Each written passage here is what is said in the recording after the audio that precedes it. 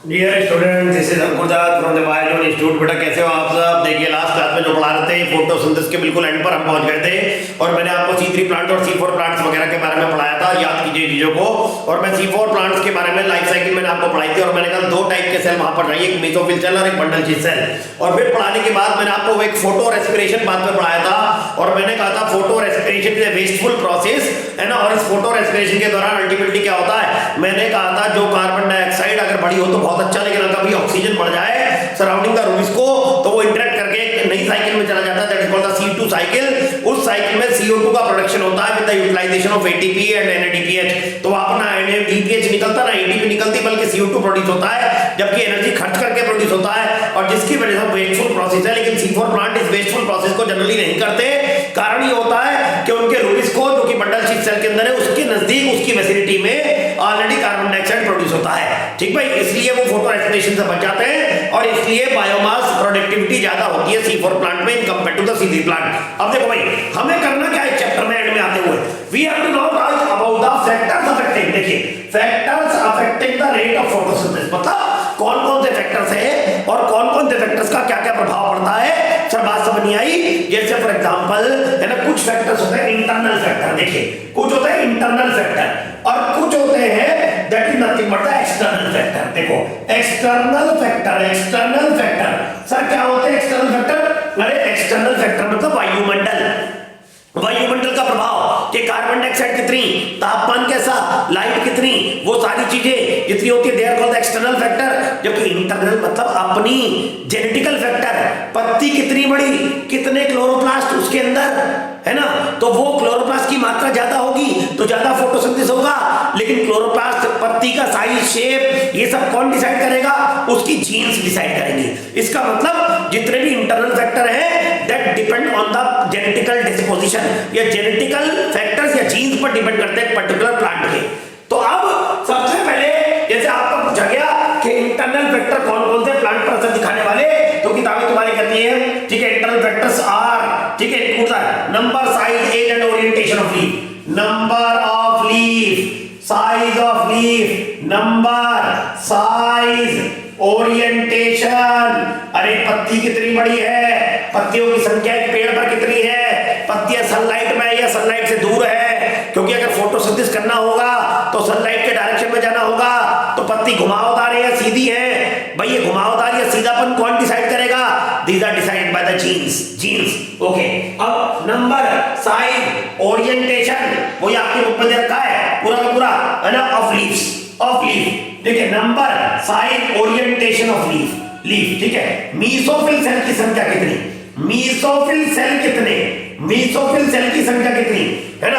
अब उनके अंदर अमाउंट ऑफ क्लोरोप्लास्ट कितना, है ना, मीसोफिल सेल एंड क्लोरोप्लास्ट, ठीक है। Amount of chlorophyll, amount of chlorophyll, chlorophyll, amount of chloroplast, मतलब मीसोफिल सेल में क्लोरोप्लास्ट कितना, क्लोरोप्लास्ट के साथ साथ उसमें क्लोरोफिल कितना, क्योंकि क्लोरोफिल पिगमेंट एक्यूमुलेट होना, ये सब कुछ भी, है ना, एक प्लांट के अंदर अलग अलग होता है। किसी की पत्तियां ज्यादा हरी होती है, किसी की पत्तियां हल्की पीली होती है, तो क्लोरोफिल पिगमेंट, है ना, इंटरनली जीन्स के द्वारा डिसाइड होता है।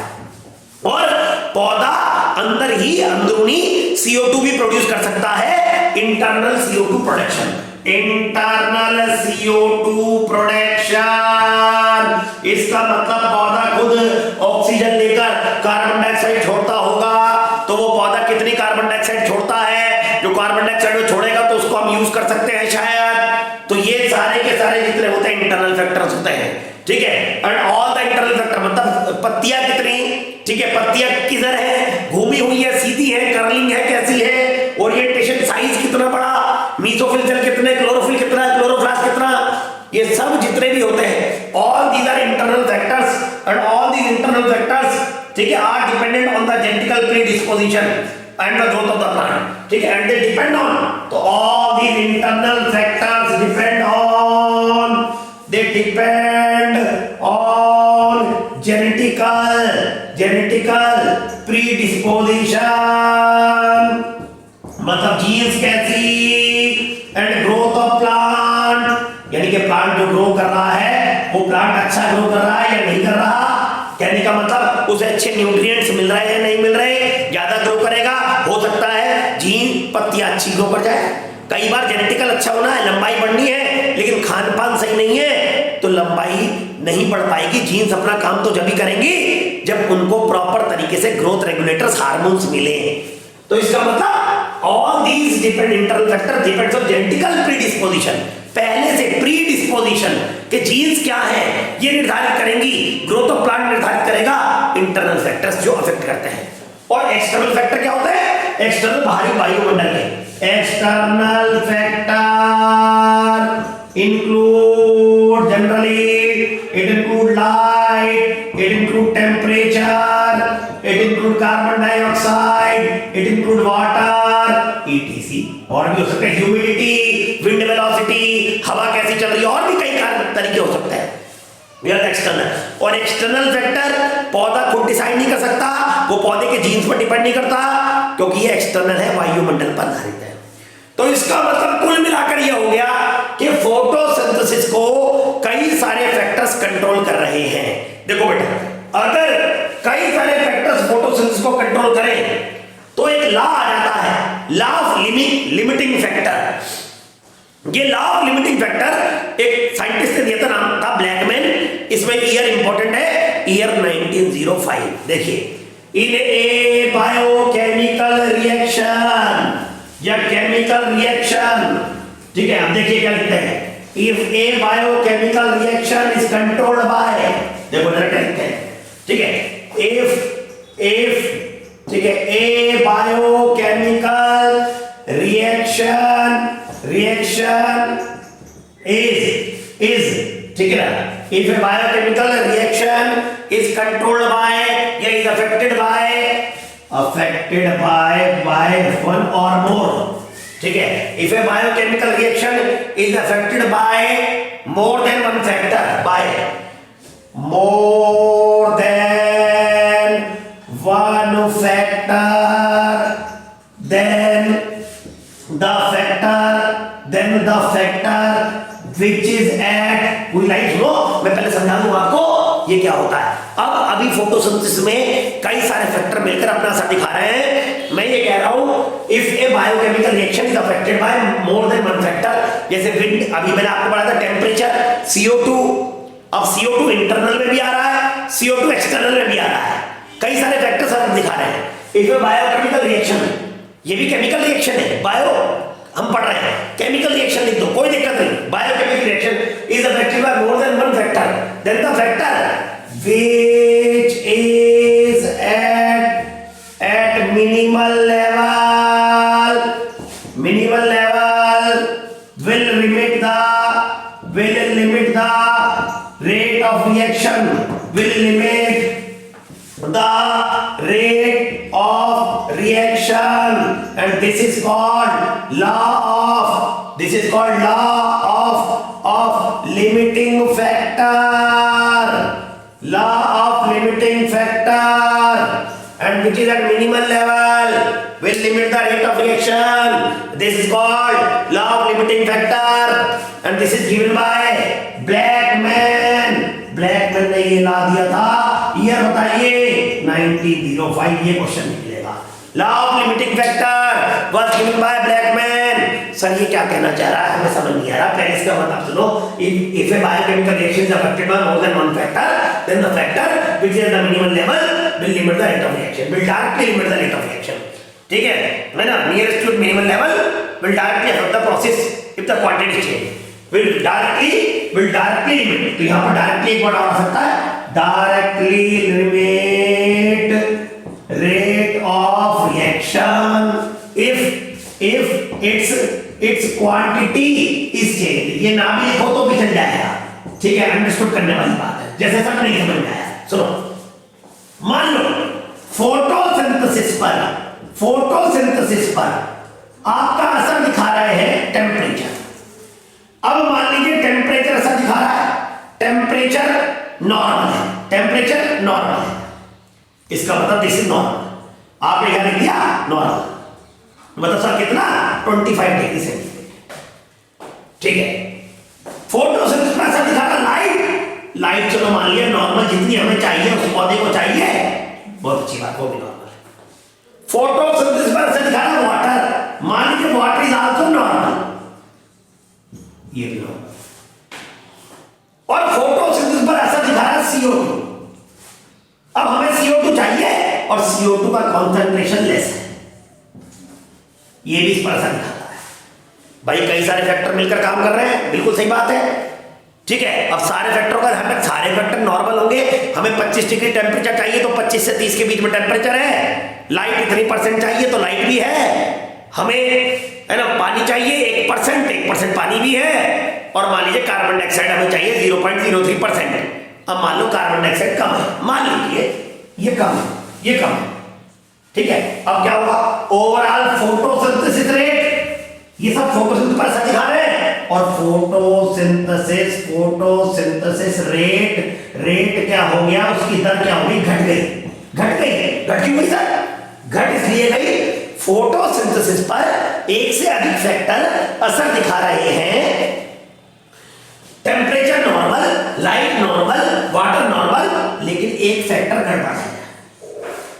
इस फैक्टर एक लेवल चाहिए, इसका मिनिमम इतना होना चाहिए, उसके नीचे है, इसका मतलब it is presented the minimal level.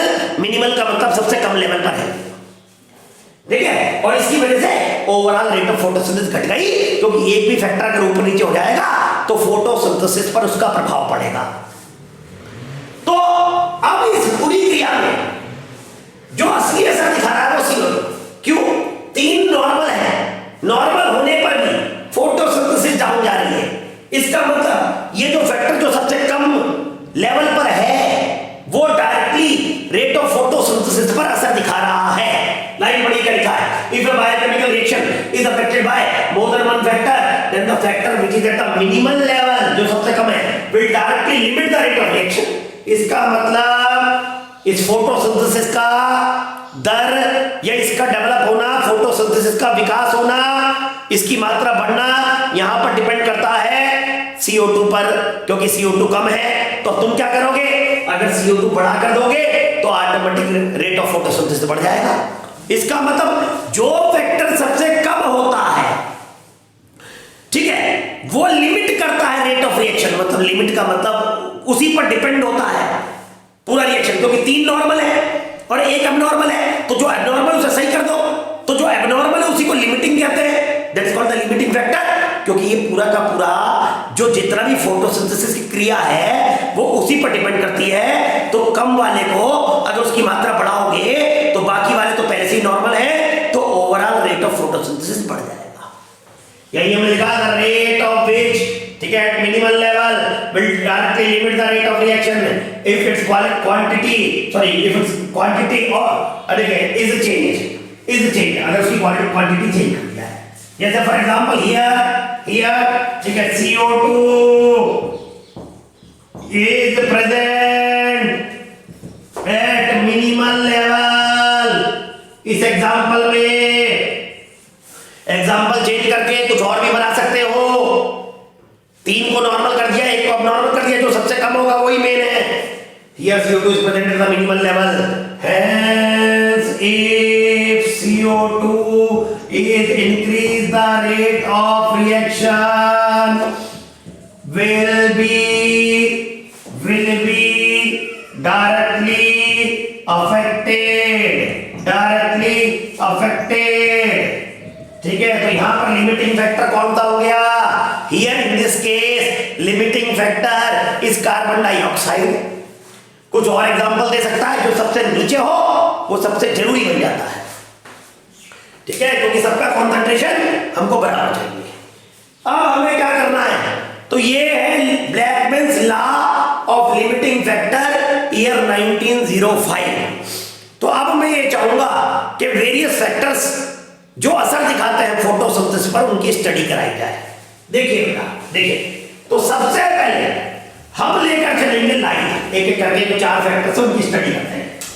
तो सबसे पहले नंबर पर हमने आपको पढ़ाना शुरू किया लाइट के बारे में। देखिए, तो लाइट के बारे में हम देखकर चलते हैं किताबें क्या कहती हैं लाइट के बारे में।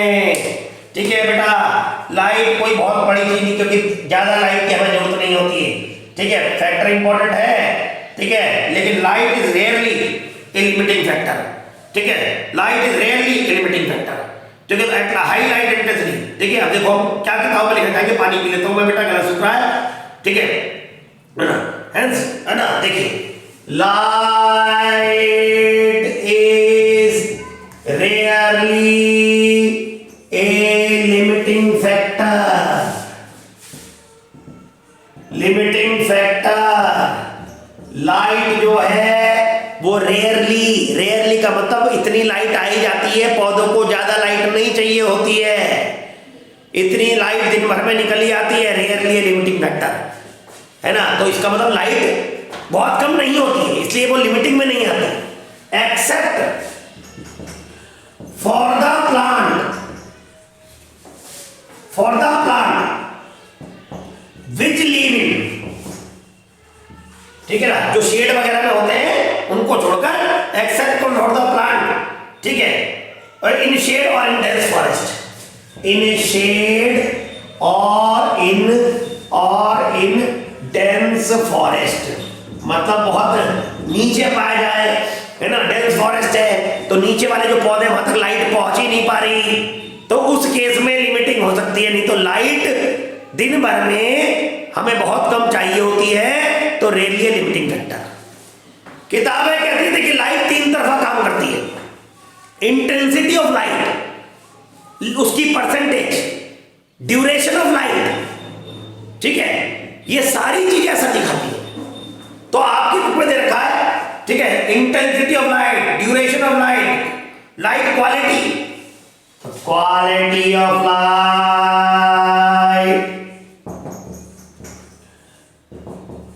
ठीक है, इंटेंसिटी ऑफ लाइट, लिख देते हैं इधर ही समझाएंगे।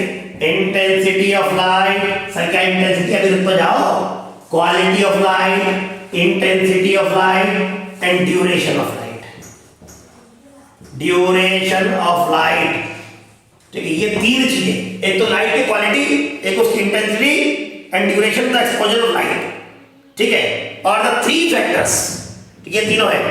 Light as a factor affect जब करते हैं, affect photosynthesis, affect photosynthesis. Sir light quality में किस पर जाए, ठीक है बेटा, देखो मैं आपको बता दूं, लाइट क्वालिटी में सबसे ज्यादा मैक्सिमम फोटोसिंथेसिस किसमें होती है, ठीक है ना। तो किताबें यही कहती है मोनोक्रोमेटिक लाइट। देखिए quality of light, quality of light, photosynthesis is maximum,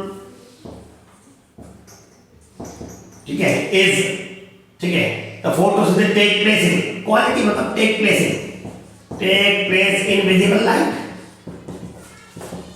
visible light range. Sir visible light की रेंज क्या होती है, आप सबको मालूम है, जब मैंने आंखों की रोशनी पढ़ाई थी, विजिबल रेंज एक अल्ट्रावायलेट और एक आपका होता है फाररेड, इंफ्रारेड। विजिबल लाइट लगभग आपका 360 से लेकर 700 नैनोमीटर विजिबल लाइट वाली रेंज में ज्यादा होती है।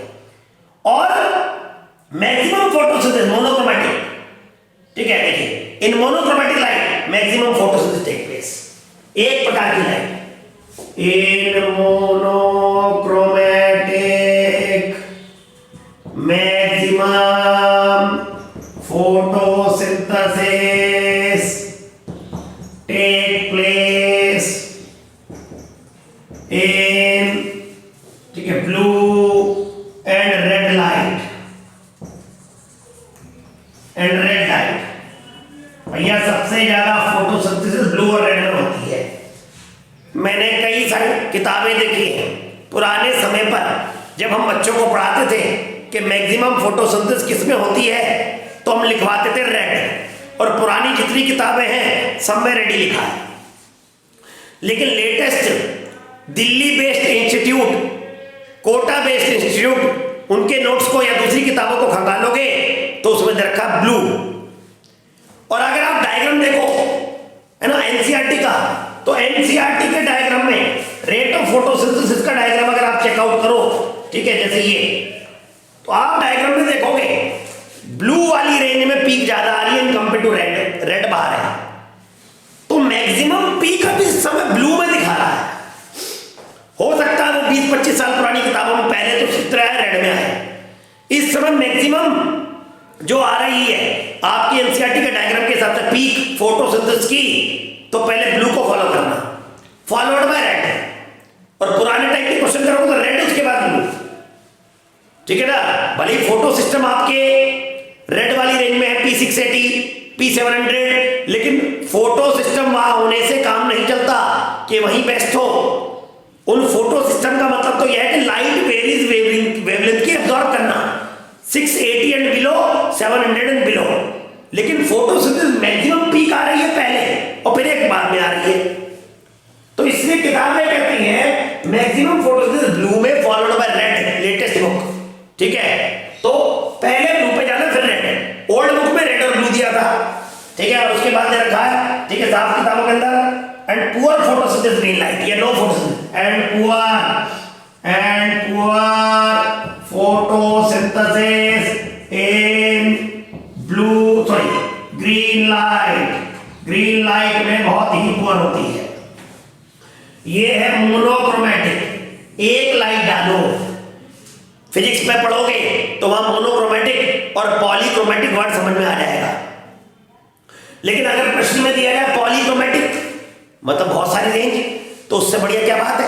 अगर अलग अलग देखोगे तो ब्लू फॉलोड बाय रेड, बाद में ग्रीन, ये मेन है। लेकिन अगर सब इकट्ठी डाल दो पॉलीक्रोमैटिक, तो मोनोक्रोमैटिक से ज्यादा, एक पर्टिकुलर रेंज से ज्यादा विभिन्न रेंजों की लाइट अगर डाली जाए तो उस पर ज्यादा बेहतर फोटोसिंथेसिस होती है। इसका मतलब अगर मोनोक्रोमैटिक से कंपेयर करो पॉलीक्रोमैटिक को, तो maximum photosynthesis take place in polychromatic. लेकिन तो जनरल सी बात होने करके मोनो एक प्रकार की लाइट डाली। समझ में आया, ठीक है, ओके। अब देखो तो ये क्या था, लाइट की क्वालिटी। अब आ गया intensity of light. Sir light की इंटेंसिटी क्या, देखो बेटा किताबें कहती है only 1 to 4% of light is utilized in photosynthesis. Light intensity only 1 to 4% of light is utilized for photosynthesis। जो भी लाइट धरती पर गिरती है 100% कभी नहीं गिरती। इकोलॉजी वाले चैप्टर में पढ़ना, जिस समय फूड चेन फूड वेब पढ़ा आता है, जब लाइट गिरती है ऊपर से तो कुछ तो बादल वगैरह रिफ्लेक्ट कर देते हैं और उसकी 50% के आसपास नीचे गिरती है। 50% जो गिरती है उसको कहते हैं photosynthetic active radiation. And plant utilize photosynthetic active radiation उसको कहते हैं। और प्लांट उसका 2 से 10%, मतलब 50% गिरती है उसका प्लांट 2 से 10% यूज करते हैं। जनरली यूज करते हैं जो पार फोटोसिंथेटिक एक्टिव रेडिएशन का 1 to 4%, मतलब 2 से 10% टोटल। तो यानी कि आप अब उस पर ना जाओ, टोटल लाइट का 2% 4% के आसपास प्लांट यूज करते हैं। 1 to 4 टोटल लाइट, नीचे गिरने वाली लाइट की बात करें, टोटल लाइट का 2 से 4% तक यूज करते हैं टोटल लाइट।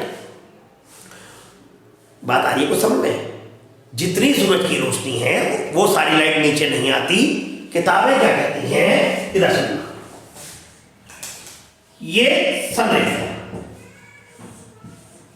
50% लाइट तो नीचे है, बाकी आकर यहां है। ये नीचे धरती पर जब पहुंची इसको कहते हैं पार। बुकों में लिखा plant uses 2 to 10%, 8% of PAR. Plant uses, ठीक है, बिल्कुल एज इट इज लाइन है, ठीक है। अगर इकोसिस्टम का चैप्टर देखोगे तो उसमें दे रखा है plant uses 2 to 10% of the PAR, मतलब जितनी लाइट गिरती है उसका 2 to 10% of the PAR. PAR का मतलब पार नीचे कितनी आ रही है, 50% आ रही है, ऊपर रिफ्लेक्ट हो रही है। 2 to 10% ऑफ द पार मतलब टोटल लाइट का 1 to 5%।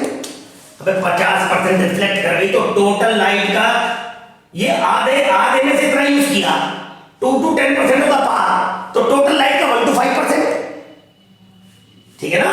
वही कहो 4 या 5% ऑफ द लाइट, 5 लिखो, of light is utilized for the photosynthesis, ठीक है, ऑफ टोटल एंड ब्रैकेट में लिख दिया 2 to 10%, 2 to 10% ऑफ पार का मतलब होता है जो धरती पर लाइट गिरे, फोटोसिंथेटिक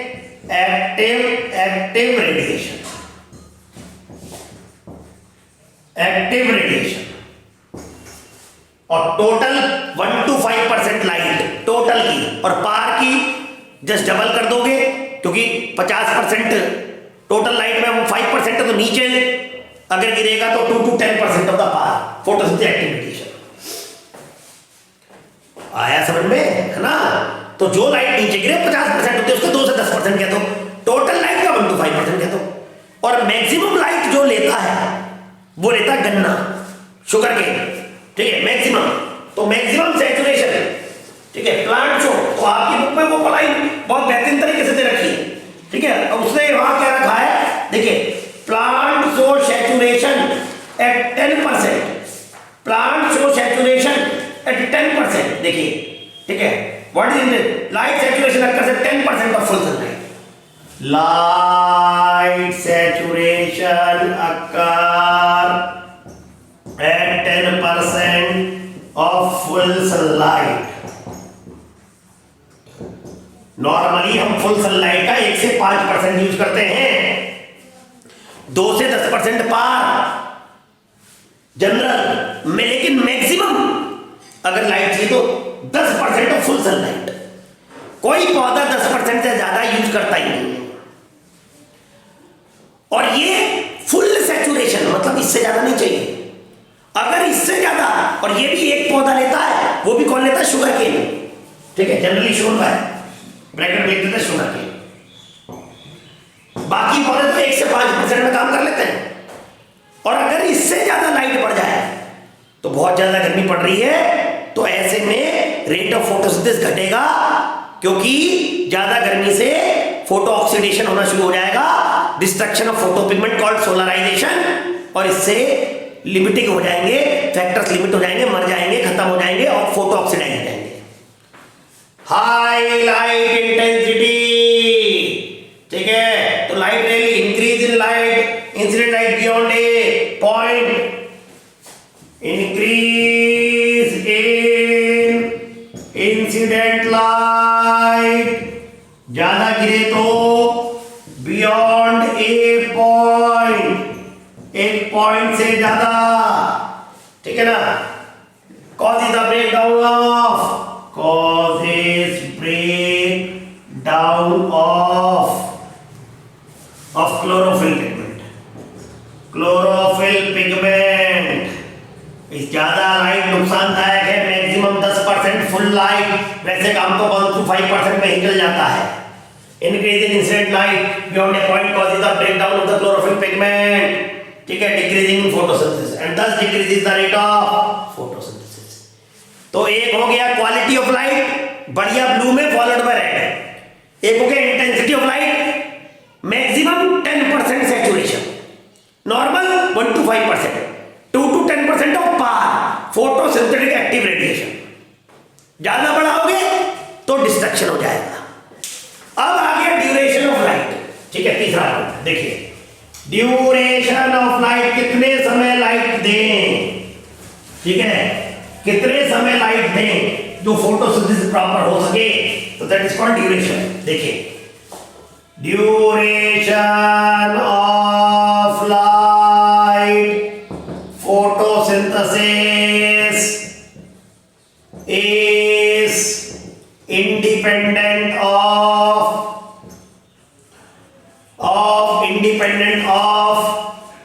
ड्यूरेशन ऑफ लाइट। मतलब सर, अरे भैया, फोटोसिंथेसिस को किसी लाइट की ड्यूरेशन की जरूरत नहीं है। अगर तुम दिन भर लाइट दोगे तो दिन भर फोटोसिंथेसिस होती रहेगी। जरूरी नहीं है कि सोर्स सूरज की रोशनी हो। कई बार टिश्यू कल्चर लैब में जब हम काम करते हैं तो हम वहां पर कई सारे बल्ब जला देते हैं और एक लाइट प्रोवाइड करने की कोशिश करते हैं। It is independent of duration of light. कहने का मतलब आप दिन रात लाइट देते रहिए, दिन लाइट काम चलता रहेगा। तो 2 घंटे आए थे, 2 घंटे में फोटोसिंथेसिस हो जाएगी। 4 घंटे आए थे, हाँ कुछ पौधे ज्यादा लाइट वाले होते हैं, लेकिन photosynthesis is independent of duration. जब जब लाइट दोगे तब तब फोटोसिंथेसिस हो जाएगा। कहने का मतलब ये होता है। और किताबें ये कहती है, ठीक है, discontinuous light as compare to continuous, मतलब एक small flash of light is capable of carrying out photosynthesis. हल्की सी लाइट यूं भी डाल दोगे ना, ठीक है, तो उससे भी फोटोसिंथेसिस अच्छी होगी। ठीक है, a small flash of light is capable of carrying out photosynthesis. और डिसकंटिन्यूअस लाइट, जैसे टॉर्च ली और बार बार ऐसे ऐसे करते रहे, कंटिन्यूअस लाइट देने की अपेक्षा डिसकंटिन्यूअस लाइट में फोटोसिंथेसिस अच्छी होती है, शोधकर्ताओं का मानना है। अब उन्होंने ग्राफ दिया जो तुम्हारी एनसीईआरटी में बन रहा है, मैं उसको बनाता हूं। देखिए, उसने एक साइड पर दिया लाइट इंटेंसिटी, पर एक साइड पर नोट है फोटोसिंथेसिस। यहां देखिए, यहां दिया लाइट इंटेंसिटी। इंटेंसिटी का मतलब 1% लाइट, 2% लाइट, 3% लाइट, 4% लाइट, ठीक है। और यहां पर रेट ऑफ फोटोसिंथेसिस। देखिए, अभी लाइट कम है, देखो कम रोशनी है, सुबह का समय हो रहा है, सुबह का समय हो रहा है, हल्की सी तुमने रोशनी दी, जैसे हल्की सी रोशनी आई फोटोसिंथेसिस बढ़ जाएगी। जैसे जैसे लाइट बढ़ा रहे हो रेट ऑफ फोटोसिंथेसिस बढ़ रही है। Direct linear relationship, as the duration, as the light increases the rate of photosynthesis will also be increased. देखो लगातार जा रहा है, ठीक है ना। अब देखिए ऐसे ये बढ़ने लगा। उसके बाद क्या हुआ, धीरे धीरे घटने लगी। क्यों? बहुत ज्यादा लाइट बढ़ गई। हाई लाइट इंटेंसिटी बढ़ने से बाकी फैक्टर्स लिमिटिंग हो जाएंगे। जैसे ज्यादा रोशनी आएगी, ज्यादा तापमान बढ़ेगा, ज्यादा तापमान बढ़ेगा, हो सकता है पानी कम हो जाए, तापमान ज्यादा हो जाए, तो कहीं ना कहीं रेट ऑफ फोटोसिंथेसिस थोड़ा घटने लगा। और फिर उसके बियॉन्ड और बढ़ाओगे तो थोड़ी समय कांस्टेंट रहेगा, शायद हो सकता है डिक्रीज भी हो जाए, क्योंकि ज्यादा फोटोसिंथेसिस करने, ज्यादा लाइट आने से बाकी के पिगमेंट फोटो ऑक्सीडाइज हो जाते हैं, तो शायद ही नीचे की साइड पर गिरना आ जाए, लेकिन कुछ समय कांस्टेंट आएगा।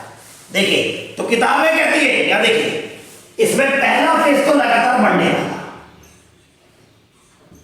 उसके बाद ये वाला फेज ये बढ़ नहीं रहा, यहां पर चीजें कांस्टेंट सी हो, मतलब थोड़ा सा डिक्रीज हो रहा है, ठीक है ना, थोड़ा सा डिक्रीज एक पॉइंट तक आया।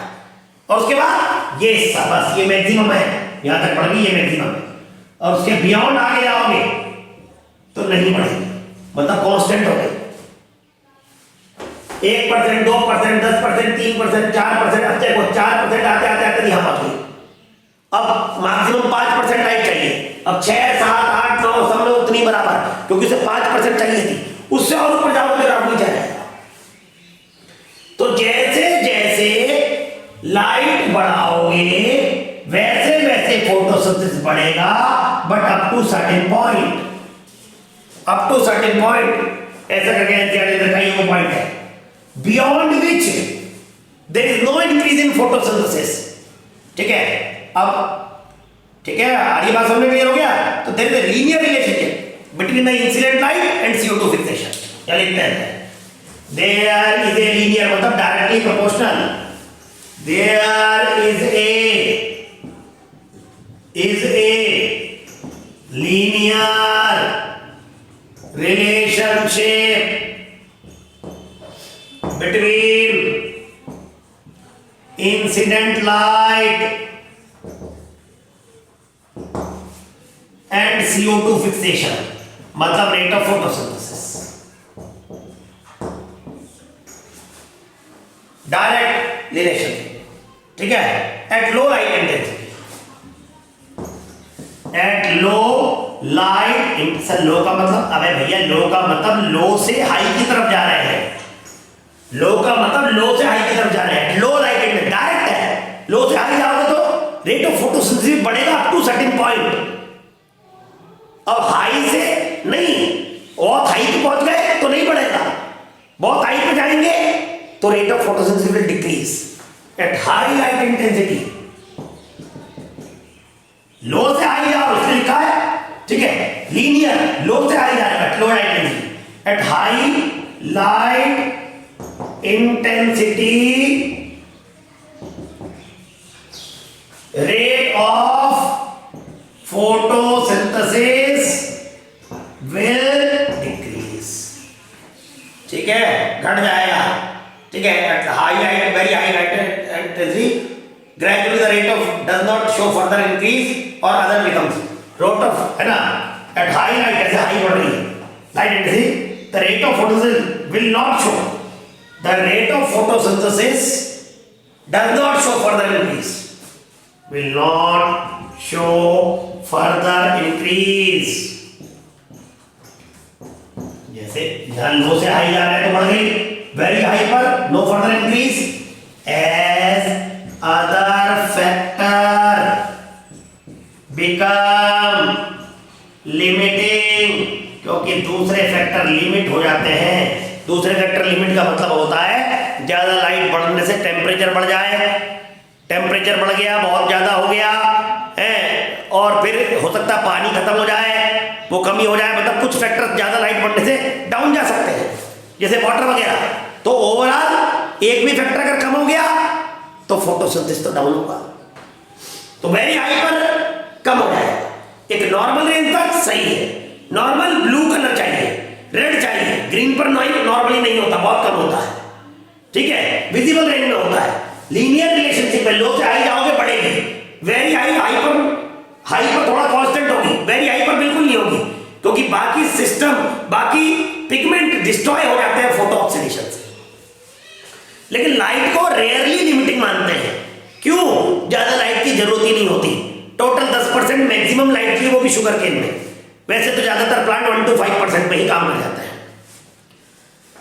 अब दूसरे नंबर पर पहुंचे, कार्बन डाइऑक्साइड। देखें भाई ये कैसे वर्कआउट करेगा। Carbon dioxide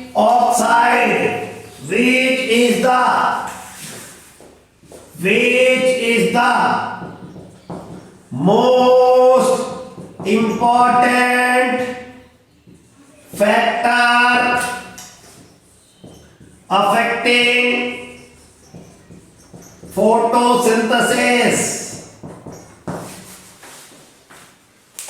which is the most important factor affecting photosynthesis। अब ये क्वेश्चन आ जाए तो इसको वर्कआउट करते हैं, देखिए जरा। Which is the most important factor affecting photosynthesis? A, carbon dioxide. B, temperature. C, ठीक है, यहाँ लिखिए O2, and D, यहाँ लिखिए water।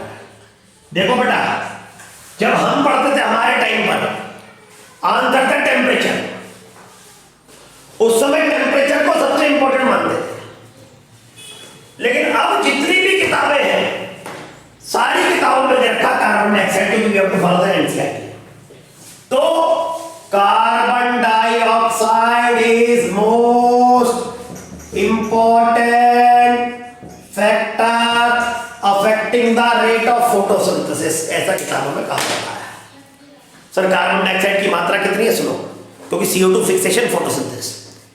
कार्बन डाइऑक्साइड की मात्रा एटमॉस्फेयर में 0.03 है, इतना परसेंट होता है, ठीक है ना। देखो 0.03% है, और वेरी लो मात्रा में पाया जाता है, ठीक है, इसके रेंज में पाया जाता है। कौन सा 0.03 एग्जैक्ट नहीं होता, लेकिन 0.03 से 0.004, ठीक है। अब किताबें क्या कहती है, इतना है, concentration of CO2 is very low, इतना एटमॉस्फेयर में, इतना 0.03 to 0.04। किताबें कहती हैं increase in CO2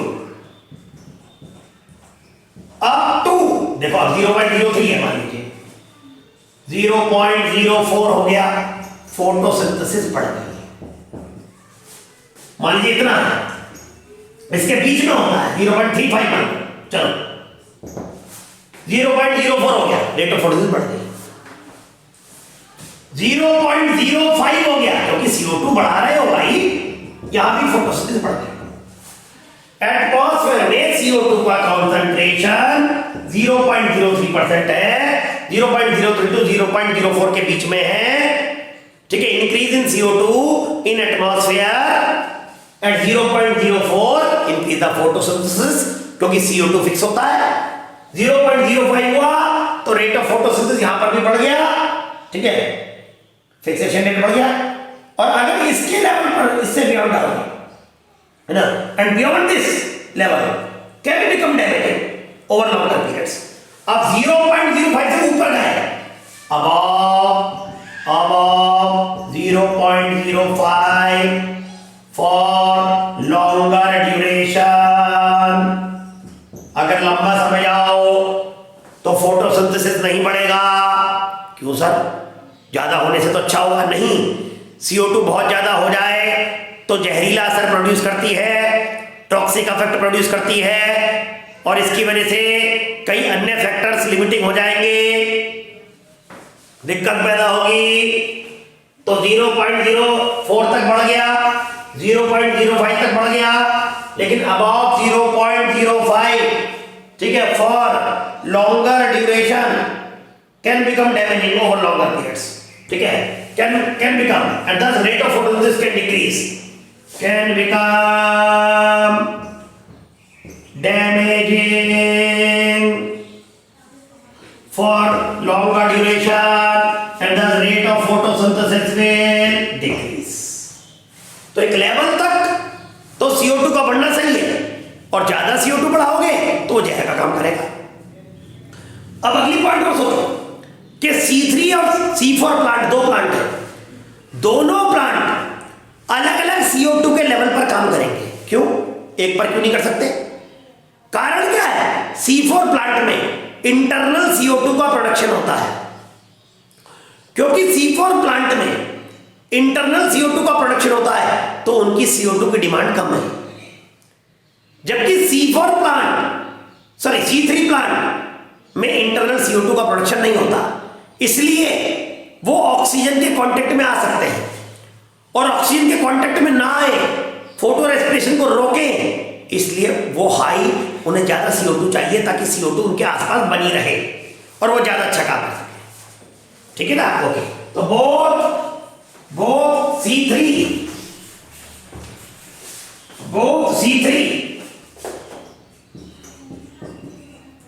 and C4 plant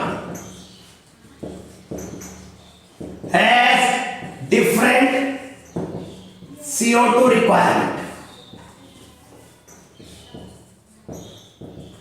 देखो उसने क्या दे रखा है, इसको रख लेना, ये एम्स में आया हुआ एनसीईआरटी की लाइन टू लाइन में आपको बता रहा हूं, ठीक है, ध्यान देना, ठीक है। उसने रखा C4 plant show, C4 plant show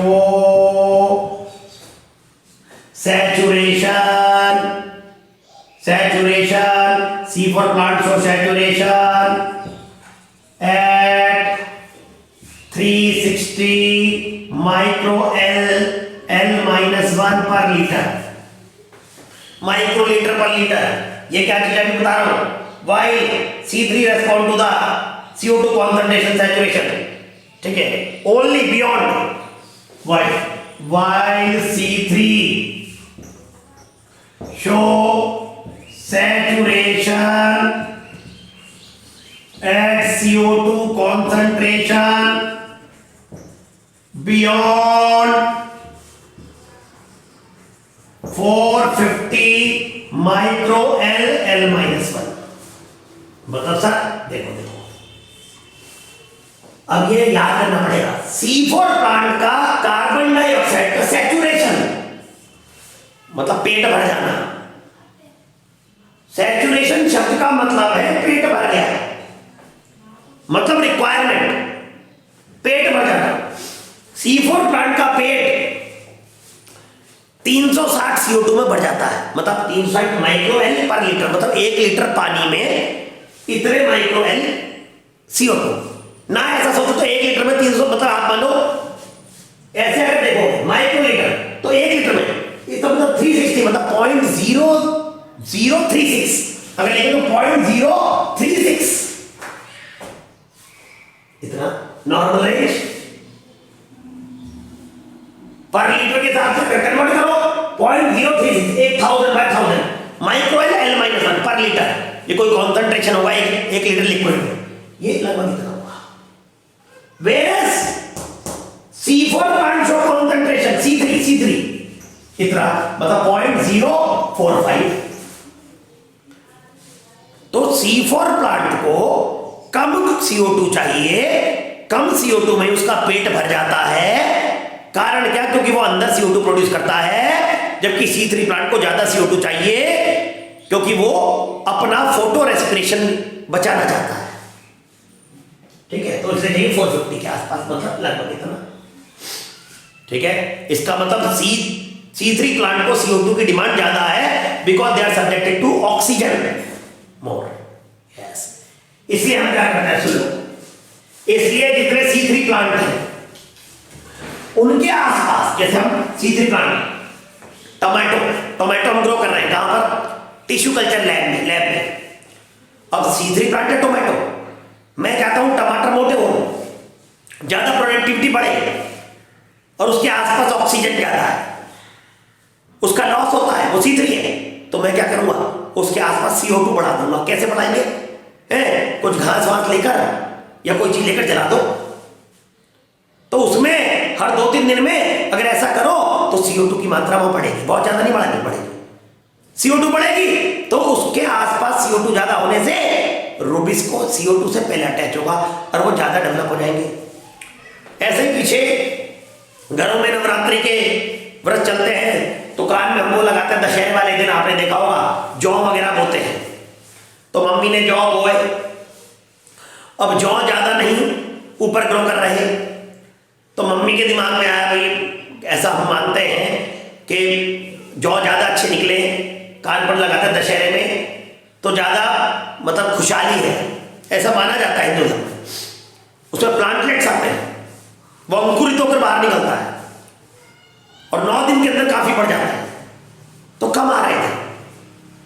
mummy के मन में बात आ रही थी इस बार बढ़ क्यों नहीं रही, तो मैंने देखा उन्होंने दरवाजा खिड़की सब खोल रखे हैं, तो मैंने क्या किया, खिड़की बंद की, दरवाजा खिड़की खोल रखे तो ऑक्सीजन ज्यादा थी, खिड़की बंद करके 4-5वां दिन था और मैंने अगरबत्ती सुबह शाम उनके आसपास लगानी शुरू की और कुछ उपले जलाए।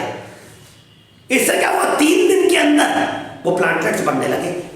इसका मतलब क्या था, पहले ऑक्सीजन ज्यादा होने से रूबिस को ऑक्सीजन से जुड़ रहा था तो प्रोडक्टिविटी नहीं हो रही थी, और जब मैंने ठीक है कहीं ना कहीं उपले वगैरह जलाए तो इसकी वजह से CO2 बढ़ा और जिसकी वजह से प्रोडक्टिविटी इंक्रीज हो गई क्योंकि ऑक्सीजन का असर खत्म हो गया, क्योंकि वो C3 प्लांट से। Add CO2 concentration beyond 4, इसलिए CO2 ज्यादा चाहिए, और अगर आप टमाटर वगैरह इन सब की ग्रोथ कराना चाहते हो टिश्यू कल्चर लैब वगैरह में तो CO2 उसके आसपास ज्यादा है। ठीक है ना, तो किताबें साफ कहती है C3 plant respond to high CO2 concentration in order to है ना रेट ऑफ फोटोसिंथेसिस बढ़ाने के लिए।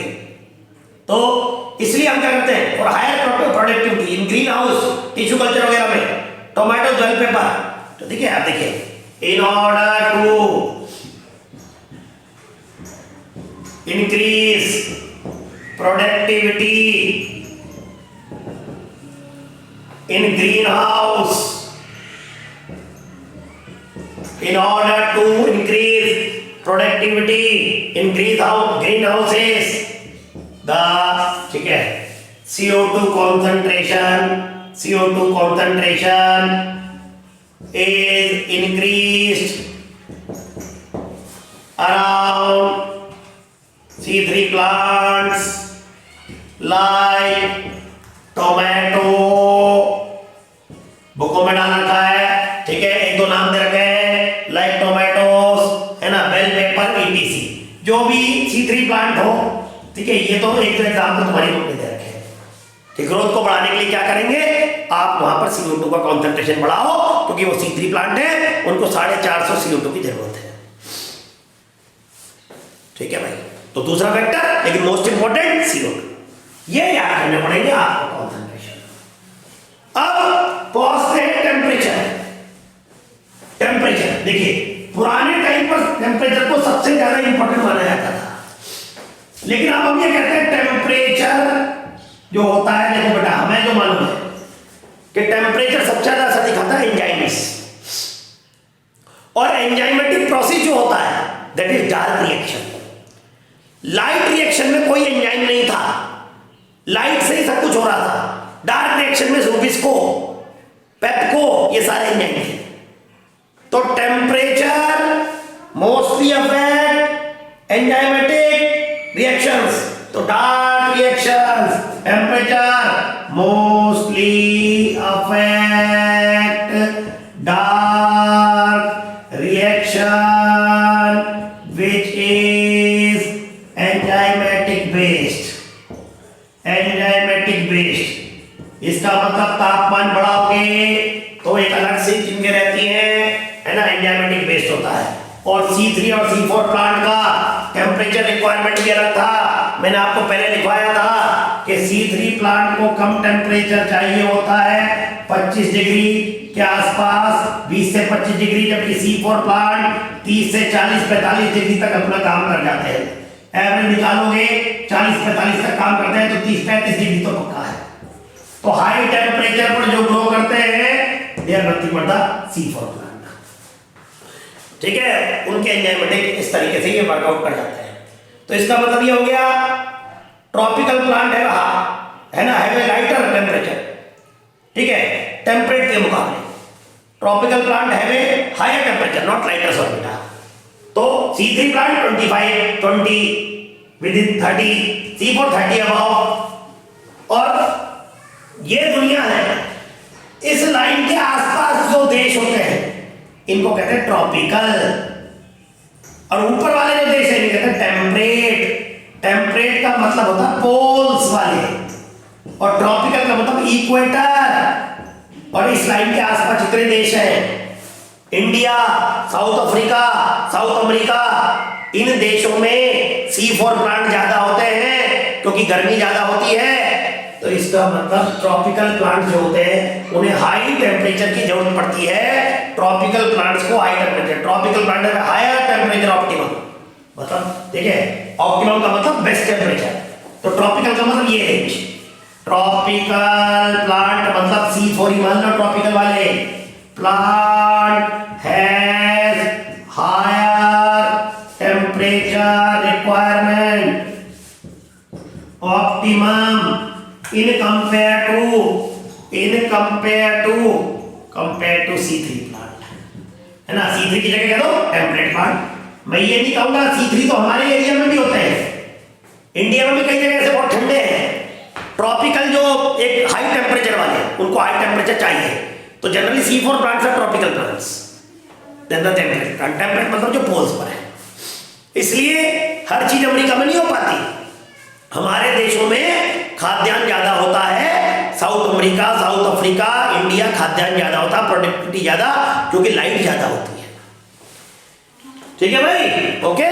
तो टेम्परेचर मोस्टली डार्क रिएक्शन पर अपना असर दिखाता है। अब एंड में आ गए वाटर। बेटे वाटर लिमिटिंग फैक्टर जनरली नहीं होता, क्योंकि फोटोसिंथेसिस में बहुत कम पानी चाहिए, ओनली 1%। पौधे के पास 100% पानी है, उसमें से 1% पानी चाहिए फोटोसिंथेसिस में, और 1% पानी बहुत होता है। तो वाटर डायरेक्टली इफेक्ट नहीं दिखाता, वाटर दूसरी चीजों को ज्यादा कंट्रोल करता है। जैसे water act as a reactant, water जो है एंजाइम की काम को कराता है, क्योंकि प्लाज्मा में जो कुछ होता है वो वाटर ही होता है। 90% वाटर है किसके अंदर, साइटोप्लाज्म में। तो उसमें एंजाइम नहाते हैं, बात करते हैं, तो वो उन सारी चीजों को कंट्रोल करता है indirectly. Directly as a plant पर इसका ज्यादा टोटल असर नहीं पड़ता। ठीक है, water is one of the reactant of the light reaction, और लाइट रिएक्शन में चाहिए। The effect of water as a factor is more its effect on the plant rather than directly on photosynthesis. ठीक है, water requirement is only 1% for photosynthesis.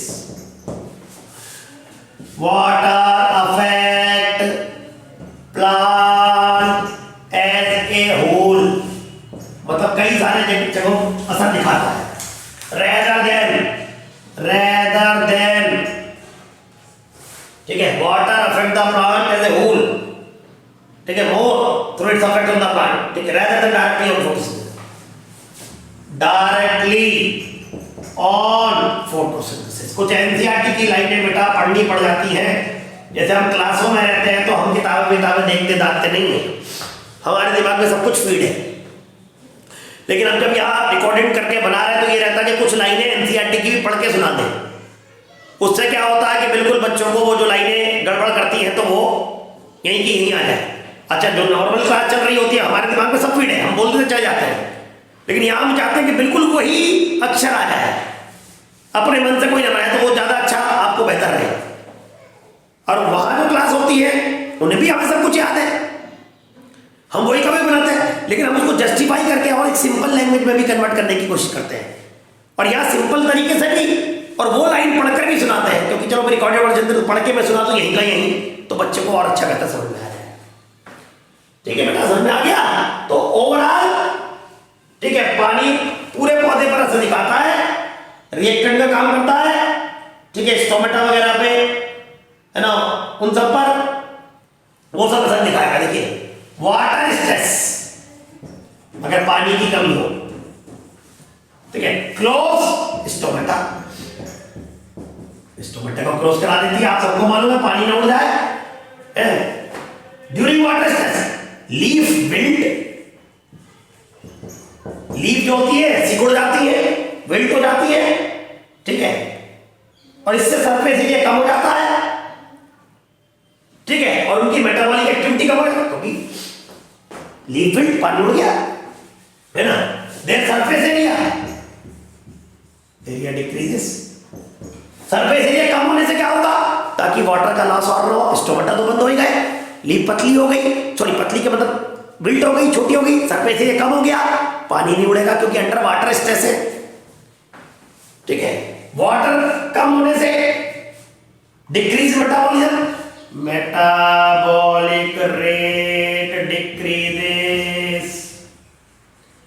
क्यों? Energy का production कम। अब enzyme किसमें नहाते हैं? दे बाथ इन साइटोप्लाज्म। तो अगर वाटर कम हो गया तो एंजाइम काम नहीं करेंगे, तो वो इक्वेशन C6H12O6+O2 वो सब भी नहीं होगी, सुस्त पड़ जाएंगे। इसे कहते हैं ड्रॉट कंडीशन। जैसे वो एक हार इसमें है ना, अनफेवरेबल कंडीशन आ रही है तो सुस्त हो जाओ, मेटाबॉलिज्म डिक्रीज, एनर्जी, और ज्यादा लंबा समय तो मर भी सकता पौधा। तो वाटर केवल फोटोसिंथेसिस पर असर नहीं करता, फोटोसिंथेसिस में तो रिक्वायरमेंट बहुत कम है। वाटर की कमी as a plant as a whole असर दिखाती है। पानी की कमी होने से फोटोसिंथेसिस पे तो प्रभाव पड़ेगा ही, लेकिन फोटोसिंथेसिस में ज्यादा रिक्वायरमेंट नहीं है। पानी की कमी होने से स्टोमेटा बंद हो जाते हैं, लीफ सूख जाती है, इससे सरफेस एरिया घटता है, एंजाइम ढंग से काम नहीं कर पाते, ठीक है, जिसकी वजह से पौधे को एनर्जी नहीं मिल पाती, उसका मेटाबॉलिज्म घट जाता है। तो कोई बड़ी बात नहीं है। तो ये कुछ थे factors affecting the rate of reactions. समय हो गया है, लेकिन अब ये चैप्टर अकॉर्डिंग टू एनसीईआरटी पूरा हुआ है, और मैं ये चाहता हूं कि इसको और कैरी किया जाए, क्योंकि इसमें कुछ एक्स्ट्रा पॉइंट मुझे कराने हैं। 2017 के पेपर में 2 पॉइंट एक्स्ट्रा आए थे फोटोसिंथेसिस पे, 2 क्वेश्चन थे, दोनों एनसीईआरटी में नहीं थे। एक था रेड ड्रॉप मैकेनिज्म और एक था इमर्जन एनहांसमेंट इफेक्ट। अब मैं अगली क्लास में आधा घंटा लेकर आपको एक्स्ट्रा पॉइंट ये कराऊंगा, red drop mechanism, immersion enhancement effect, quantum yield और CO2 कॉम्पनसेशन पॉइंट। ये 4 चीज डिस्कस करूंगा हाफ एन आवर में, और कुछ रह गया होगा एक्स्ट्रा पॉइंट देना तो वो भी दे दूंगा। एज एनसीईआरटी तो पूरा हुआ, लेकिन आधा लेक्चर, एक लेक्चर हम और लेंगे to carry out the extra things. ठीक है, चलो।